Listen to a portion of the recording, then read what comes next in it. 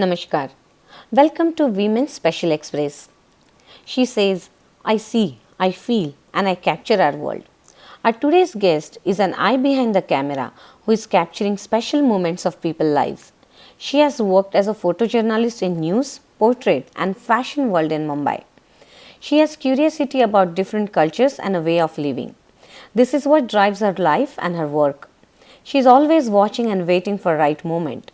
She is one of very few women who stepped into photojournalist career and made it big.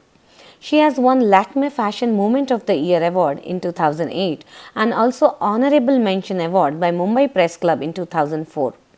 Her pictures got credits in various exhibitions throughout the globe on various subjects. It could be as serious as bearing witness on subject of 2611 attacks and child labor in Mumbai, or as light and happy as it could be as moods of musician. Whether it's a fashion media, film industry, sports, criminal, or even covering terror attacks, name any subject of the news where we seek pictures and you will find her footprints. Let's welcome this fierce, clever, and expeditious photographer Shreya Patil on our show today. Hi, Namaste, Ji. How are you doing? good. How are you? I'm good. So, in this lockdown, you're at home right now. Yeah. How are you keeping yourself busy? You know what? It's a big break after so many years I'm getting. Like after 21 years of my career, I've got this big summer vacation, which was like it was from nowhere. Yes, but then we were on field as a photographers.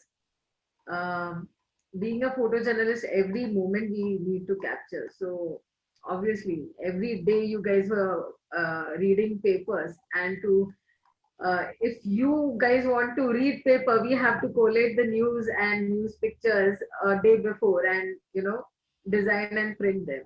That's how still we are doing the job. Oh, so you're actually on the fields even now. Yes, yes, on and off, like alternately, it depends upon the assignments and all. But as of now, being the head of the department, I am not going as much as on the field. But I am heading right now the production work and both the photo department.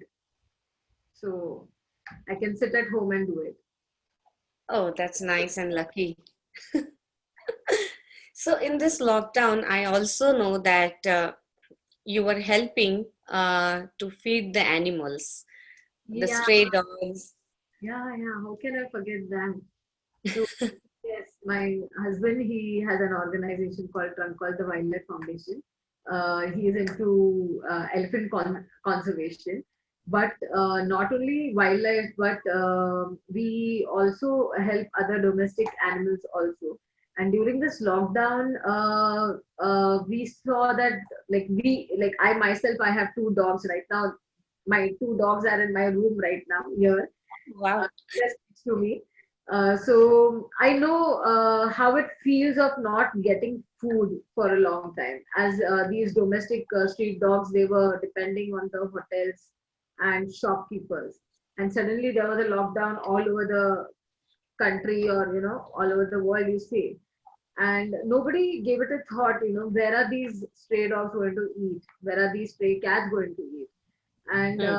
that's when we both thought, you know, uh, we can't just think about just wildlife. Even they are a part of the nature, and we need to feed them. So yes, we actually went to each and every area, and more than 180 or 100 dogs we have fed every day. Wow. Day one of the lockdown. Yeah. Yeah, and I think it's a very big activity that you have done, I feel, because you were actually going there, feeding the dogs. If there were any trash left out, you were collecting, picking up to Yeah. make sure that the roads are clean. Yeah, because during lockdown, these stray dogs were not meeting people, not seeing anybody on field, and that's when they were feeling left out. When Hmm. people like us they saw on the street, They were like, "Arey, from where have they appeared?" Suddenly, because the streets were empty. I have never seen Mumbai streets empty. Would you believe this? Like you alone are walking on the road or driving on the road. So yeah, the way strange it was for me, equivalently it was strange for the dogs. Just that they couldn't read the news and the newspaper. Interesting. Not aware and alerted by anyone to what's happening around. Yeah, and hearing that also, we found out that somebody else is also hungry apart from humans. Till then, we probably wouldn't have given a thought about it. I mean, of course, animal lovers who have animals, they know the pain behind it. But you know what? I never was like I like animals, but I was never into animals. Never ever. Like if you read my resume, it will speak more of people because in photojournalism I did more of people photography than animal photography. And suddenly one day the elephants came in our life, and then the dogs came in our life. No, after the elephants, the tiger and the lion came, and then the then this arrived in my life. So yes, like initially, uh, I wasn't an animal like into animals. I liked animals, I loved animals, but I was not into them. But yes, after 2012, I started reading more of animals because my husband was into animal conservation, and that's how now I'm also a lover. And now I have two dogs in my house. So yes, they give you so much love. There she comes. Is she in my? Oh, that's so interesting. So now, when you said that your husband is into the animal conservation, if I know correctly, Mr. Anand Shindeji, he's an elephant whisperer. He talks to elephant, and also he talks to other wild animals, which are like tigers, leopard, and oh my God! By hearing those names, also we kind of get shaken. In fact, when he was close to one tiger, and that was an injured tiger which had come for treatment, I was sweating like anything because suddenly the tiger went near his lips and started licking and kissing him.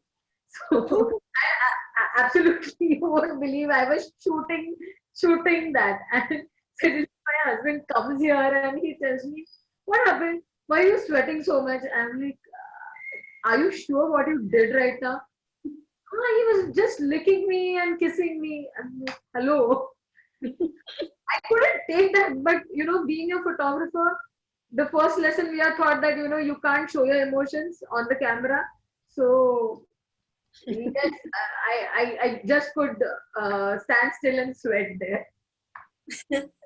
Interesting. So when we think about your husband, and now that he is a dedicated animal conservator, and he proudly takes the ownership of entire globe elephants, and he says wherever there is a need, just call me. I'll be just a phone call away, and I should be able to help you out. He's not expecting any returns from it, nothing. Just he is what we say. He is thoroughly into them, and he's behind the mankind that we should save these precious animals that we have been gifted for.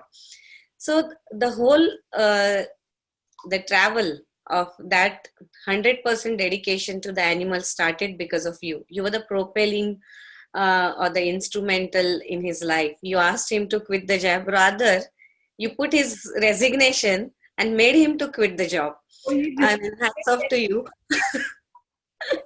Yes, 2000, in 2012 when he was in Kerala, so basically he was transferred for his work profile, and suddenly one day he calls me up and says in 2012, I was at my work in Mumbai, just as usual doing my office work.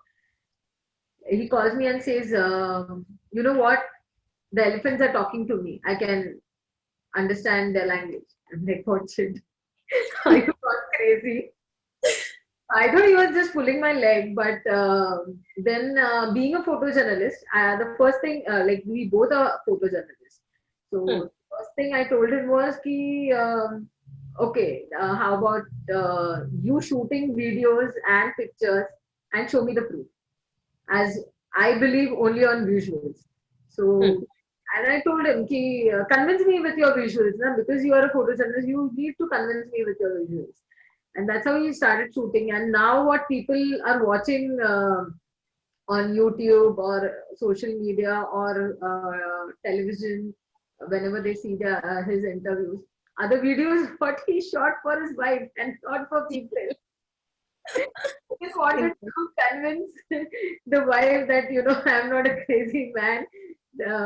Yeah, animals do speak. And it's a very magical world. Like, why wouldn't a wife not tell the husband to quit the job? See, at the end of the day, see, being a photojournalist, we see different like different news happening every day in our life. Like we're covering maybe a earthquake or a bomb blast or a terror attack or fashion week, something glamorous to something newsy also. Hmm. And when something beautiful like this is happening in front of my eyes, and I feel and I can see it in front of me, the magic is happening when the animal is trying to connect with a human who is closer to my heart. Why wouldn't I tell him to quit the job? See, at the end of the day, we humans, we forget that we are here on the earth. Our birth is for some purpose. Just that we forget, like we don't give it a thought because we are busy in our 10 to 5 job to make money and just to live. Like we're just thinking to live this present situation, right? We're not thinking about the future, how our children are going to be alive. Like we're cutting down trees, how are they going to have the amount of oxygen they need, right? Hmm. So that's what I told him, ki if you're passionately doing this and if you're satisfied and you are happy doing this, why do you want to be tied up with the 10 to 5 job, right? If you have a purpose in life and if you are passionate about it, things follow you. Wow. But in 2012, when I told him this, he just laughed over it. So that's why I only gave his resignation. Slowly sneaked out and just gave his resignation, and then his boss calls up and bombards on him. What should they? What have you done? And all. I'm like, what? I'm just asking you to just follow your passion. See, at the end of the day, even if you get crores of rupees, Hmm. uh, you're not satisfied, right? This was beyond everything. The Hmm. bond what I saw and the satisfaction level what I saw was beyond everything. So one thing I asked him, the day you die, Hmm. what are you going to think while you are dying? Yeah, I did 10 to 5 job, I minted this much money, I got this much paycheck, and I was happy in my life. Hmm. Or by saying, I did these all things and I saved so many animals and people's life and I contributed something to the nature and then I died. See, being a journalist, we see many people dying around. It's like people feel that it's just we have a glamorous life, but we don't. Like this is the fact and the reality of life, which which no college will tell you that the field is, because from outside people feel it's a glamorous life, but it is not, because you need to cover anything and everything which is happening in and around your area, right? So if you're staying in Bombay, you are covering Bombay and in and around area. If anything happens in Gujarat, Goa, Karnataka, So if you're with a national daily newspaper or a magazine, you have to travel and meet people, cover the news, connect with people, get the news. So we see so many bad things happening in our life Mm. rather than the good ones.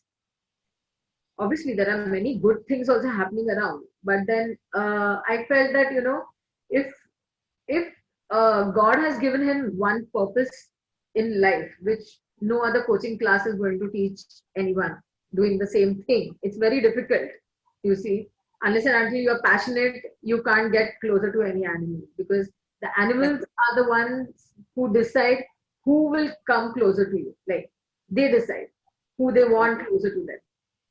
So the animals are like saints, the saints decide who should be their disciples, who should be their followers, and they pick the good ones to train or come close to them, or make them a better individual for the mankind. There are many who follow saint, but it's that way relation that I see what you just explained. Is the master picks the right one to become another master. In fact, after taking this decision, we had a real tough time because money wise. Okay. Yeah, I was But about to come there. the animals around us gave us so much happiness that even if we thought of going into stress and tension, they never allowed us to get into the tension part at all. Like, they Mm. just relieved your tension and like brought you out of stress. If you stay in Mumbai and cover the news of Mumbai, like, you must be following the news uh, Yes, from. yes, So like, you must be like, not only Mumbai but Maharashtra or India news you must be following, and how every day the news, like, you start a news channel and you feel that stress, you see. yeah. But the animals who have come in my life, they just take away my stress and they make me happy. Especially in the lockdown, they have kept me the happiest, so that I can manage my work, I can balance my life, and be happy. So I've Wow. never I've never faced any difficulty in this lockdown. But especially in the lockdown, I was saying there are many people who are actually going through depressions, and having the fear of not providing the means of the life. It starts from even a simple the worker, a blue collar job man who is living on a day to day basis work, or it could be even as big as a businessman who is having a tons of the profit and suddenly losing it. So it's both the sides are into the depressions. But looking at you, even though whatever has happened, and you have always been into that mode of not having enough materialistic life, because he left the job that time, your home loan was on the path, and you were the only one still there. Yeah, people who live in the cities, they know what the home loan is. It just never ends, even if you end. Yeah, but So, the life, if you see the way these animals bring joy to your life, if everybody adopts one animal, like a cat or a dog, whatever they can manage, they'll see how you are not helping them, but they help you in living a good life. So after the animals have come to my life, I started getting up early, and like, they didn't tell me that you have to get up early, but the routine started. Like, I wanted to spend time before I go to office with hmm, them. So I got up early, went for a walk, did exercises with them. So there was so many things which was happening in and around them, and they were like, indirectly keeping me fit. wow. When I was saying that when these decisions happened in your family, rather you made them to happen. You were the instrumental in all the means, saying that I will cut down on my living, you just do whatever you want. But staying with that and following that minimalistic life for a woman, it's little difficult. How did you come to that conclusion that minimalistic life will help me the most? And now in the lockdown, we all are realizing it. but we're still not there. See, now you guys have realized, like, living for just 4 months in lockdown with a minimal lifestyle, you like, I don't have to tell you guys like where you should cut down. But yes, few things which now you guys have done the cut down. I did it in 2012. I just applied in my life, and it really worked out. Like, some things unnecessary I was doing in my life, and it was just costing me. And just that, I realized that, if I plan few things in my life, and still I'm living a better life. Hmm. So you need to make few disciplines, and not that I'm telling you that I'm a disciplined person, but few things in life, if you follow and use those disciplines in life, it will give you good fruits. Every person, every human being gives it a thought of contributing a small portion of their life to nature. I'm not saying like every day you do something for nature, but you say a weekly once or a monthly once, and discipline it to yourself that I will do this thing, and see how the changes happened in the world. Like, just 4 months of lockdown all over the world can clean the ozone layer is cleared. Like, when Hmm. I heard this news, I was telling Anand ki, since my childhood, when I was in school, I had heard that there is a hole in the ozone layer, hole in the ozone layer.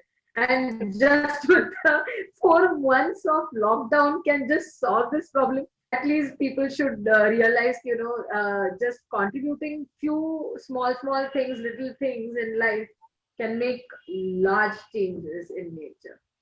So yes, people should give it a thought now. Yeah, I think everyone is giving now. So coming back to your photography, you're not just a photographer, but you're also a journalist photographer. Uh, how this term coins, or what this term really means. Whenever we see the pictures, we never realize what the photographer's life would be, or when capturing certain moments, it could be as ugly as the attacks, the bomb blast, or it could be as nice, rosy as covering the fashion media, covering the stars, and even for that matter, covering the sports person. So we find all those nice things, and whenever we see any the picture showing the reality in the world, it could be even the beggar dying on the roads because of hunger, or whatever it is, we feel sad, sorrow for it, and we just leave it there. There are some people who captures that, imprints it, and moves ahead for doing something better for them. But you are capturing this, it's so much pain at that moment that we see when we see the picture, but you see the reality at the spot. How do you manage to see that? How do you manage to work through that? How? So again, I say the same things. The man behind the camera should never show their emotions, uh, and you should just concentrate on the pictures, because at the end of the day, your picture should speak 1,000 words, right? Because not every time the picture has a story to it. Like, there's like, the article is not always there. There are standalone images also which are printed in the newspaper. So when, as a photojournalist, when we are living our day-to-day life, or doing our day-to-day jobs in our areas, so we have to keep our eyes open and see what all things are happening around us, in and around us. So, like, a typical day for me starts early in the morning with a cup of coffee and a 1 hour of reading newspapers. Okay. Hmm. So in that, we read all the newspapers, including our newspaper and the competitor newspaper. Maybe Wow. you guys are not reading each and every paper, but I, as a photojournalist, I have to read each and every newspaper, because maybe one paper has not covered a certain news and the other paper has done that. So that's how, like, 1 hour is totally dedicated for reading the newspapers, what is happening nationally, state-wise, and in the world. And then I have to plan my day by saying, these are the events which are happening in my area or in and around my area, and then uh, plan my day and my other photographer's day, saying that this person does this assignment in this area. Okay, so we divide those time and days and the news between the photographers in our team, right? And if you see, as a head of the photo department, I have access to all the news in the world, Hmm. every minute, every second, what is happening in and around the world. So, as a photojournalist, I scroll down through millions of news and pictures in a day. I have to select the news which is important. Like I have to select a news picture which is important to my readers in my area. So if my newspaper belongs to Mumbai area, I am thinking about the news, the world news, the national news, and the state news and the city news, which my readers would love to read. Okay, Hmm. so uh, now that the Ganpati is on, if today is the Visarjan day, I have to think which celebrity is doing Visarjan in which area and Hmm. allot a photographer in that area. Okay. So Hmm. that is not just for the celebrity, like the cine stars, like the filmy guys, but I also have to keep a tap on if a businessman has a Ganpati and they are doing any immersion in some area.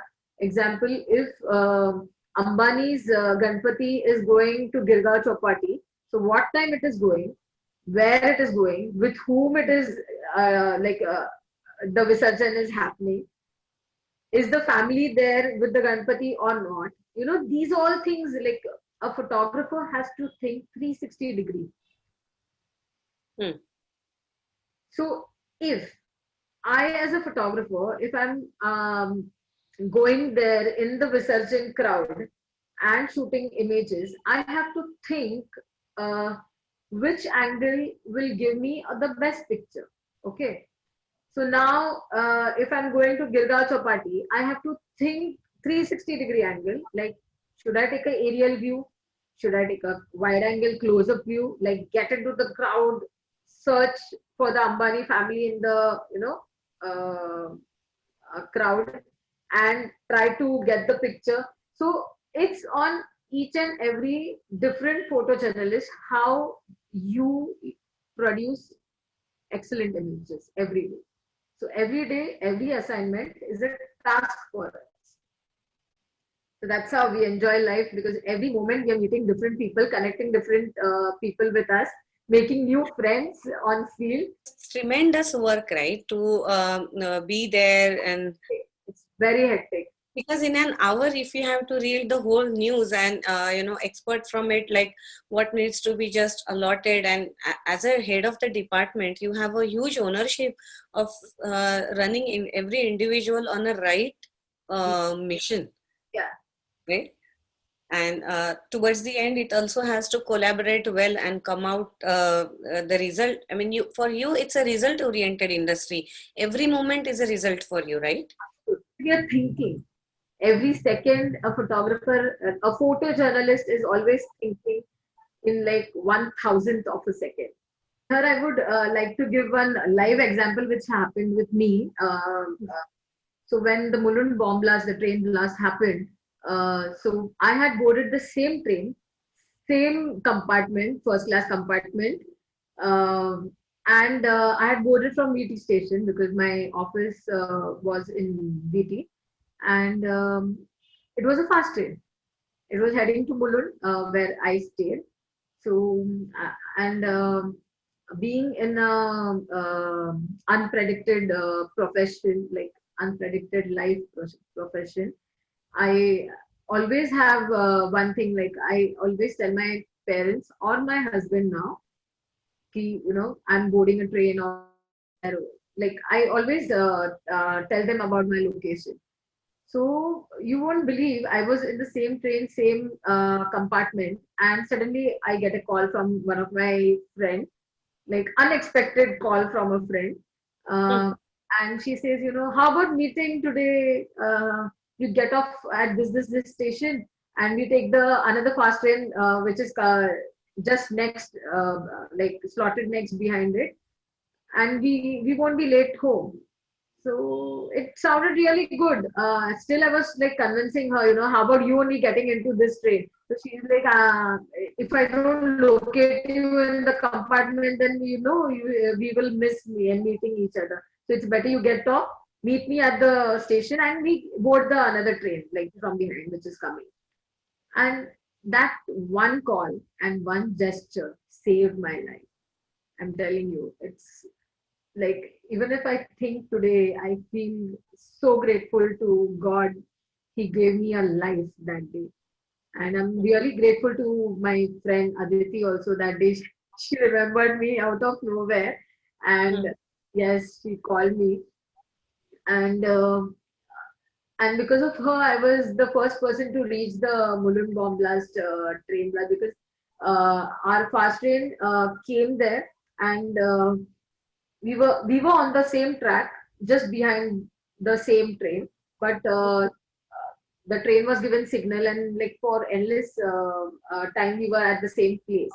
And Hmm. suddenly I get a call from Delhi. My boss had called me saying that, there's a blast happened in Mulund station, and I'm like, what are you saying? I'm at Mulund station, but not right on the station, but I'm quite near to the station, and my train has got signal. So I don't think so. Anything has happened on the track. So he's like, you have to check right away, Hmm. and you won't believe, the very next moment. Um, I tried reaching to the station, and I saw people going haywire, screaming, and what not was happening around. There were like endless bodies there, and I started missing, because I was missing the people I had seen around me. Hmm. I had boarded the train. Hmm. Two stations I was in the same compartment. I had seen the women next to me, the same people who board the train every day. They all are office goers like me, and they usually, the office going people in Mumbai, they have a certain train which they board to head Hmm. home. So same faces, and I could see them. Yeah. And suddenly I see my father checking all the bodies there, and I was into first time into tears, because I, as a photographer, was was trying to click pictures and make images, and I have the thought, next day my readers want to see what happened, right? Hmm.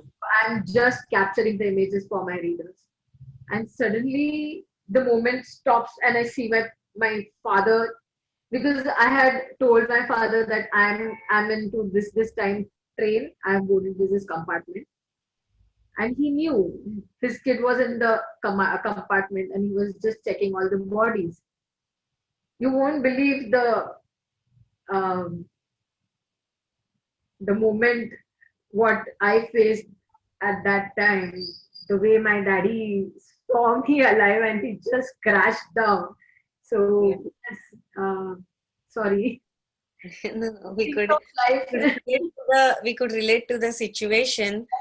What can what all can pass through at that moment when you see that your own father is looking forward that whether you're alive or dead, and you have to capture a news because And it has projected. you have to keep your head cool, and try and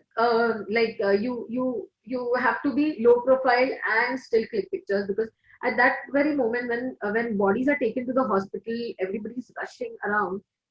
People feel, why somebody's coming in between and clicking pictures. but we Hmm. are just making those pictures so that people know what has happened in reality. We are showing reality, nothing Hmm. else. So, so in that situation, I, as a photographer or a photojournalist, I have to keep myself calm without showing any stress around, and Hmm. click and think about, what picture is the strongest picture for my readers to see. I can absolutely, relate these roller coasters that you have to go through. We have a lot more to talk about this, but let's take a break here. That way, you can also, little bit relaxed. And viewers, we are coming back on the same note of a photojournalist life, what it is, what it takes to be one, to be an expert, and on top of it, if you have to become one, then what things you have to keep in mind and how to deal with it. So a lot more is coming up, but stay tuned. We'll be right back after a break.